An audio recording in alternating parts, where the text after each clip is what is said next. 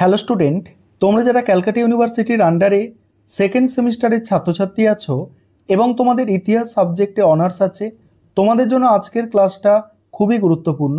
আজকের ক্লাসে তোমাদের একটি মক টেস্টের প্রশ্নপত্র নিয়ে আলোচনা করব। তোমাদের সম্পূর্ণ সিলেবাস থেকে বাছাই করা গুরুত্বপূর্ণ প্রশ্নগুলি এই মক টেস্টের প্রশ্নপত্রে রাখা হয়েছে। তোমাদের পরীক্ষার কোয়েশ্চেন প্যাটার্ন যেভাবে হবে ঠিক একইভাবে মক টেস্টের কোয়েশ্চেন পেপারটা সাজানো হয়েছে। প্রথমে তোমরা পরীক্ষায় যেভাবে এক দাগের প্রশ্নে তোমাদের লিখতে হবে 3টে 5 নম্বরের প্রশ্নের উত্তর করতে হবে, সেখানে দেখো আমি 5 নম্বরের যে প্রশ্নগুলো মক টেস্টের প্রশ্নপত্রে রেখেছি দেখে নাও। যে পশুপালক যাযাবর বৃত্তি বলতে কি বোঝো।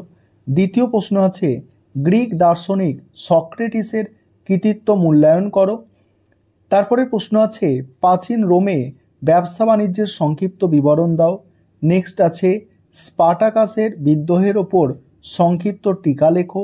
নেক্সট নিম্ন পুরাপ্রস্তর যুগের ওপর সংক্ষিপ্ত টিকা লেখো। পরের প্রশ্ন আছে প্রাচীন মিশরের স্থাপত্য আলোচনা করো।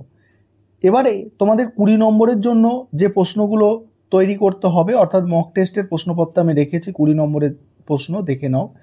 এগুলো তোমাদের আবারও বলছি সিলেবাস থেকে সবথেকে গুরুত্বপূর্ণ বাছাই করা প্রশ্ন।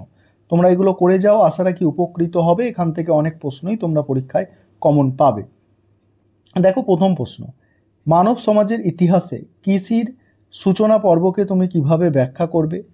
পরের প্রশ্ন আছে প্রাচীন গ্রিসে ট্র্যাজিক নাটকের বিকাশের ধারাগুলি আলোচনা করো। তারপরে দেখো পরের প্রশ্ন, মানুষের বিকাশ ও বিবর্তনের সংক্ষিপ্ত ইতিহাস লেখো। নেক্সট আছে প্রাচীন গ্রিসের সমাজ ও অর্থনীতিতে দাসপ্রথা কিভাবে একটি স্বাভাবিক বৈশিষ্ট্যে পরিণত হয়েছিল। নেক্সট আছে দেখো পুরাপ্রস্তর যুগের প্রধান বৈশিষ্ট্যগুলির একটি সমালোচনাধর্মী বিশ্লেষণ। পুরাপ্রস্তর যুগের প্রধান বৈশিষ্ট্যগুলির একটি সমালোচনাধর্মী বিশ্লেষণ লেখো। আর তারপরের প্রশ্ন আছে প্রাচীন গ্রিসে পলিসগুলির বৈশিষ্ট্য আলোচনা করো। এই ছিল তোমাদের মক টেস্টের প্রশ্নপত্র।